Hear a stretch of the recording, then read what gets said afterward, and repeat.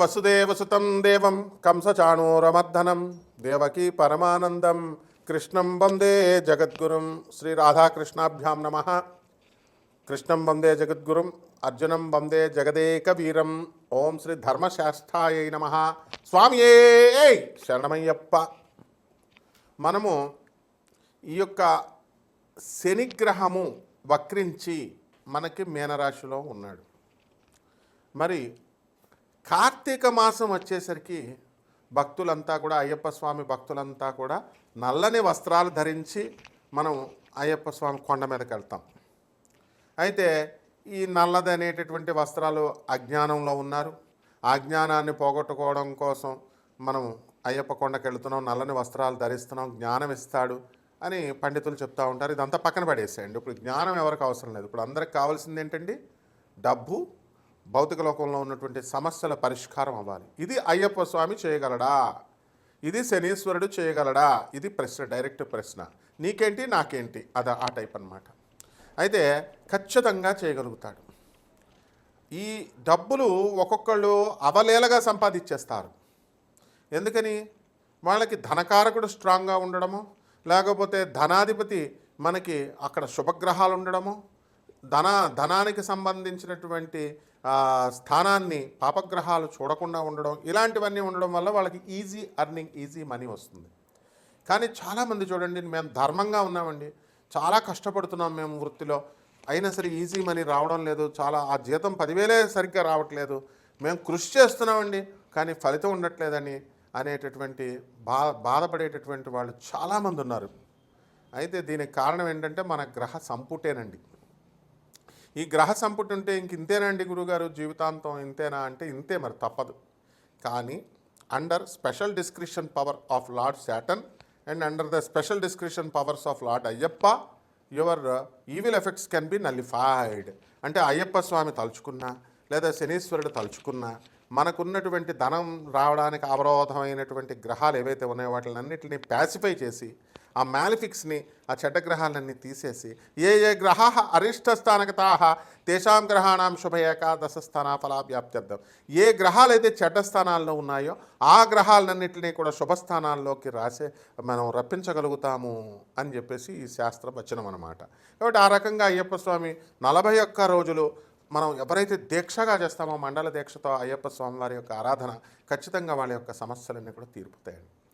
అయితే ఏమండి, మరి మేము చాలా 18 సంవత్సరాల నుంచి అయ్యప్ప స్వామి దీక్ష చేస్తున్నామండి అని ఒకళ్ళు, 40 సంవత్సరాల నుంచి అయ్యప్ప స్వామి దీక్ష చేస్తున్నామండి అని మరొకళ్ళు, కానీ మా సమస్యలు తీరలేదండి అని నోటితో అంటారు తప్ప, అంటే వాళ్ళ ఉద్దేశంలో మనం ఒక రిలయన్స్ అంబానీలాగా అవ్వలేదు, లేకపోతే ఒక అపోలో హాస్పిటల్ లాగా అవ్వలేదు అని అలా కంపేర్ చేసుకుంటారు.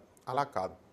40 సంవత్సరాల క్రితం మీ ఆర్థిక పరిస్థితి ఏమిటి, 18 సంవత్సరాల క్రితం మీ ఆర్థిక పరిస్థితి ఏమిటి, ఈ అయ్యప్ప మాలలు వేసిన తర్వాత ప్రపోర్షనేట్గా మీరందరికీ కష్టాలు తీరిపోయినాయా లేదా అనేది అనాలిసిస్ చేసుకోవాలి. This is practical approach.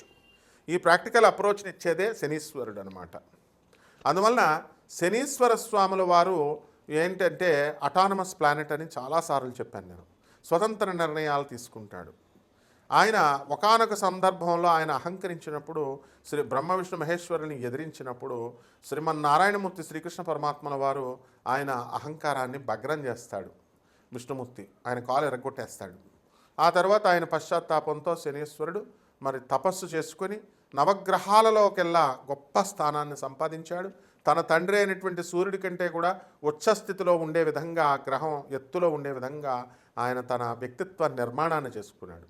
ఆ విధంగా మనందరం కూడా ఇది ఎప్పుడు సాధ్యమవుతుందండి అంటే శని మీనరాశిలో ఉన్నప్పుడు మాత్రమే సాధ్యమవుతుంది.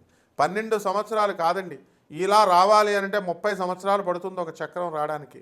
మళ్ళీ 30 సంవత్సరాల దాకా రాదు, 60 సంవత్సరాల వయసు వస్తుంది, ముసలోడైపోతాం.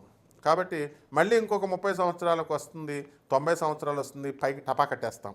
అందువల్లనే ఏలినాటి శని, అర్ధాష్టమ శని, అష్టమ శని డేంజర్ అంటాం. మొదటిసారి వచ్చేటటువంటి ఏలినాటి శని ప్రభావం వలన మనకి ఏమవుతుందండి, చక్కగా పొంగులాంటి శని అన్నారు, పైకి వచ్చేస్తాం మనం. ఏమండి, తర్వాత మంగు శని, తంగు శని, పొంగు శని అని అంటాం.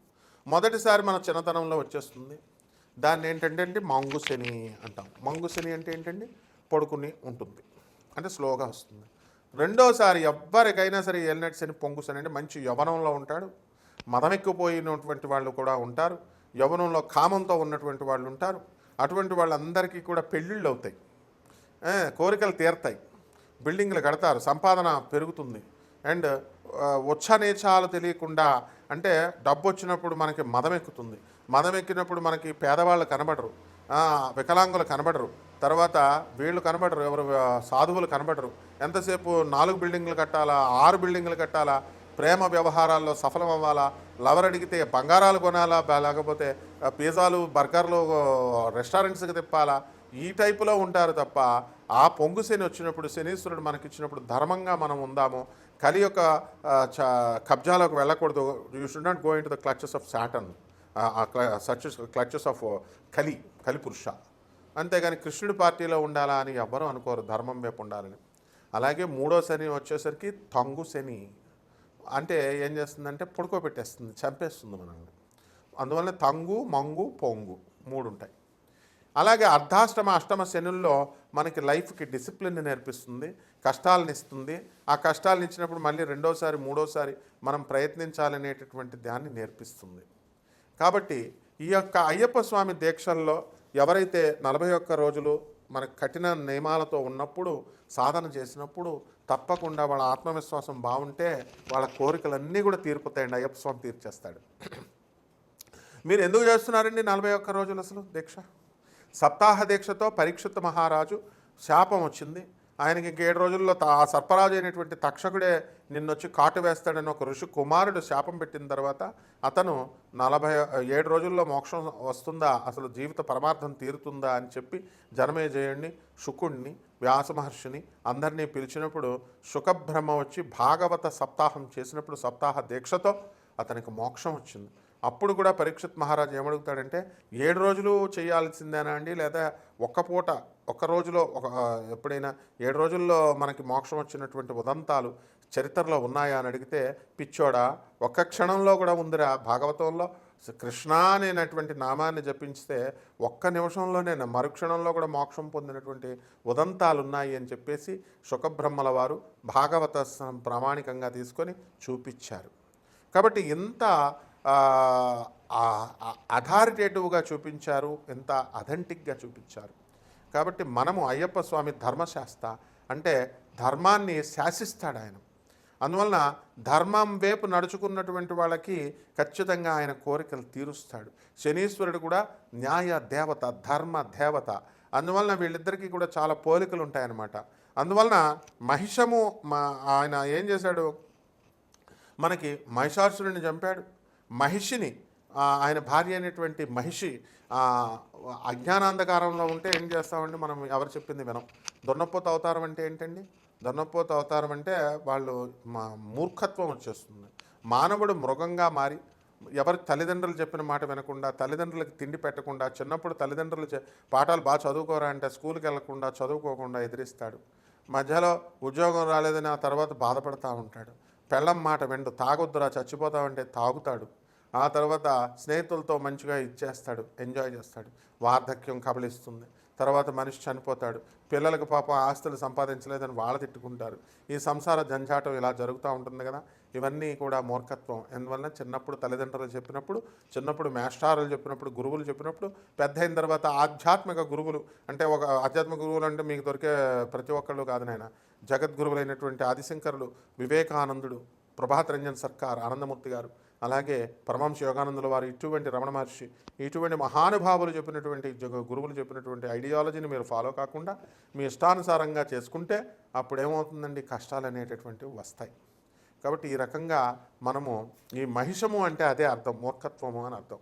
ఆ మనలో ఉన్నటువంటి ఆ మూర్ఖత్వాన్ని, దీనంతటినీ కూడా తొలగించేది శనీశ్వర ఆరాధన, అలాగే అయ్యప్ప స్వామి ఆరాధన. 41 రోజుల పాటు మీరు అయ్యప్ప స్వామి దీక్ష చేయండి. మాల ఏమండి వేసుకోవడం కుదరడం లేదండి అని అంటే ఇంట్లో చేయండి, అయ్యప్ప స్వామి పూజ రెగ్యులర్ పూజ చేసుకోవచ్చు. ఆ విధంగా అప్పుడు ఉన్నటువంటి గ్రహ స్థితులను బట్టి కూడా మనం కనుక చూసుకున్నట్లయితే మనకి ఈ శుక్రుడు తులారాశిలోకి వచ్చాడు, బుధుడు వక్రించి నవంబర్ నెలాఖరికి మరి తులారాశిలోకి వచ్చాడు, శుక్రబుధులు ఇద్దరు కలిశారు. రవి నవంబర్ 15 వరకు రవి తులలో ఉండి ఆ తర్వాత వృశ్చిక రాశిలోకి వెళ్ళిపోవడం జరుగుతుంది. కుజుడు వృశ్చిక రాశిలోనే ఉంటాడు, అలాగే కేతువు సింహరాశిలో ఉన్నాడు. రాహువు మరి కుంభరాశిలో ఉన్నాడు, శని వక్రించి మనకి మీనరాశిలో ఉన్నాడు, కేతువు సింహరాశిలో ఉన్నాడు. ఈ రాశుల యొక్క గ్రహస్థితులన్నీ ఈ రాశుల్లో ఉండడం ద్వారా మనకి ద్వాదశ రాశుల వారికి ఏ ఏ ఫలితాలు ఇస్తారో మనం ఒక్కొక్క రాశి వారిగా మనం తెలుసుకునే ప్రయత్నం చేద్దాం. తప్పకుండా వాటి పరిహారాలు కూడా ఇంకా బాగా జరగాలంటే ఏమేమి పరిహారాలు చేయాలండి? అసలే కార్తీక మాసం, అయ్యప్ప స్వామి దీక్ష చేసుకోవాలా, శనీశ్వరుడు దీక్ష చేసుకోవాలా, వీళ్ళ యొక్క పూజలు చేసుకోవాలి. ఇంట్లో ఏ గుళ్ళకి గోపురాలకు వెళ్ళాల్సినటువంటి అవసరం లేదు. ఏ నియమాలు పాటిస్తే మనకు జరుగుతుందో ఈ వీడియోలో ఒక్కొక్క రాశి వారికి విడివిడిగా చూద్దాం. ధనుస్సు రాశి. ఈ ధనుస్సు రాశి వారికి అందరికీ కూడా అర్ధాష్టమంలో శని వక్రించి ఉన్నాడు కాబట్టి కుటుంబంలో అనేకమైనటువంటి గొడవలు జరగడం, మనశ్శాంతి లోపము ఉండడము, ఇలాంటివన్నీ కూడా జరుగుతాయి. అయితే నవంబర్ మూడవ వారం నుంచి శుక్ర బుధులు ఇద్దరు కూడా, బుధుడు వక్రించినటువంటి బుధుడు కూడా లాభస్థితిగతుడైనటువంటి కారణాల రీత్యా చిన్న చితక వ్యాపారాల దగ్గర నుంచి పెద్ద వ్యాపారాలు చేస్తున్నంత వరకు వారికి కూడా అనేకమైనటువంటి లాభాలు కలగడానికి అవకాశాలు ఉన్నాయి. ఈ యొక్క రెస్టారెంట్లు, పబ్స్, హోటళ్ళు ఇలాంటి బిజినెస్లన్నీ కూడా చేస్తున్నటువంటి వాళ్ళు బ్రహ్మాండంగా ముందుకు వెళ్తారు. అలాగే డిపార్ట్మెంటల్ స్టోర్సు, కిరాణా వ్యాపారాలు ఇవన్నీ కూడా మీకు కలిసి రావడం అనేటటువంటిది జరుగుతుంది. ఇకపోతే ఈ యొక్క ధనుస్సు రాశి వారికి మనకి అష్టమంలో ఉన్నటువంటి గురుగ్రహ ప్రభావం వలన అప్పులు అధికంగా రావడము, చెడ్డవాళ్లతో దోస్తానాలు చేయడము, ఇలాంటివన్నీ కూడా జరుగుతాయి. మంచి వాళ్ళు ఇచ్చేటటువంటి సలహాలను మనం తీసుకోకుండా చెడ్డవాళ్ళు ఇచ్చేటటువంటి సలహాలతో మనం ముందుకు వెళ్ళడము, తద్వారా మనమంతా కూడా నష్టపోవడము, ఇలాంటివన్నీ కూడా జరుగుతాయి. అయితే కోట్ల రూపాయలు ఈ ధనుస్సు రాశి వారికి అందరూ కూడా గతంలో అప్పులు చేసి చాలామంది అనేక రకాలైనటువంటి వ్యాపారాలు పెట్టడం జరిగింది. అటువంటి వారు లాస్ అయినటువంటి వాళ్ళంతా కూడా లాస్ అవడానికి అవకాశాలు ఉన్నాయి. ఏమండి, మేము వ్యాపారాలు స్టార్ట్ చేశాము, మరి అవన్నీ కూడా ఆ వ్యాపారాలు మాకు ముందుకు వెళ్ళడం లేదండి అని బాధపడుతున్నటువంటి వాళ్ళంతా కూడా మీకు ముందుకు వెళ్ళం. కారణం, మీకు గురుడు బలం లేదు. చెడ్డవాళ్ళతో దోస్తానాలు చేస్తారు, మిమ్మల్ని నమ్మరు ప్రజలు. అటువంటి వాళ్ళకందరికీ కూడా నోటి దగ్గరకు వచ్చే అపార్ట్మెంట్లు ఆగిపోవడము, లేదా స్థలాలన్నీ కూడా ఆగిపోవడము, ఇలాంటివన్నీ కూడా జరుగుతాయి. గతంలో మేము కట్టినటువంటి ఇల్లులు కానీ, అపార్ట్మెంట్లు కానీ, స్థలాలు కానీ, లేదా ఇతర వ్యాపారానికి సంబంధించినటువంటి ఏ ప్రోడక్ట్ అయినా సరే వెంటనే అమ్ముడైపోయేది ఇంత లేటుగా అవడం ఏమిటండి, ఇంత ఇదిగా ఏంటండి దీనికి కారణము అని అంటే ఖచ్చితంగా ఇవన్నీ కూడా అవ్వకపోవడానికి అవకాశాలు ఎక్కువగా ఉంటాయి. కాబట్టి ఈ రాశి వారికి అందరికీ కూడా మనము ఈ ధనుస్సు రాశి వారికి కొన్ని పరిహారాలు చేసుకోవాల్సినటువంటి అవసరం ఉంది. దానికి మనము రవి జపము చేసుకోవాలా, రవి స్తోత్రాలు చదువుకోవాలా, అలాగే శని వక్రించి ఉన్నాడు కాబట్టి శని జపం చేయాలా, శని స్తోత్రాలు చదవాలా, శనికి కిలోంపావు నల్ల నువ్వుల్ని, నల్లని వస్త్రాలను ఇచ్చి పేద బ్రాహ్మణులకి శనివారం నాడు ఉదయం 8 గంటలకి దానం చేసుకోవాలా. దశమహావిద్యల్లో ఒకటైనటువంటి మహాకాళి అమ్మవారి యొక్క హోమాన్ని కానీ, ఆమె యొక్క మంత్ర జపాన్ని అనుష్ఠానాన్ని కానీ మీరు చేసుకోవడం ద్వారా అద్భుతంగా ఉంటుంది మీకు. అదేవిధంగా ఆదివారం నాడు సూర్య నమస్కారాలు చేసుకోవడము, తెల్ల జిల్లేడు పువ్వుల్ని, మామూలు జిల్లేడు పువ్వుల్ని మీరు సూర్యుడికి సమర్పించడము, సూర్యుడికి అర్ఘ్యాలు ఇవన్నీ వదలడము, అలాగే రావి చెట్టు చుట్టూ ప్రదక్షిణాలు చేసుకోవడము, ఓం శనేశ్వరాయ నమః అంటూ పూజ చేసుకోవడం, అలాగే శనికి, అయ్యప్ప స్వామి వారికి నిరంతరము లైఫ్ లాంగ్ పూజ చేసుకోవడం ద్వారా అద్భుతంగా ఈ యొక్క ధనుస్సు రాశి వారికి సమయంలో ఉంటుంది. శుభమస్తు.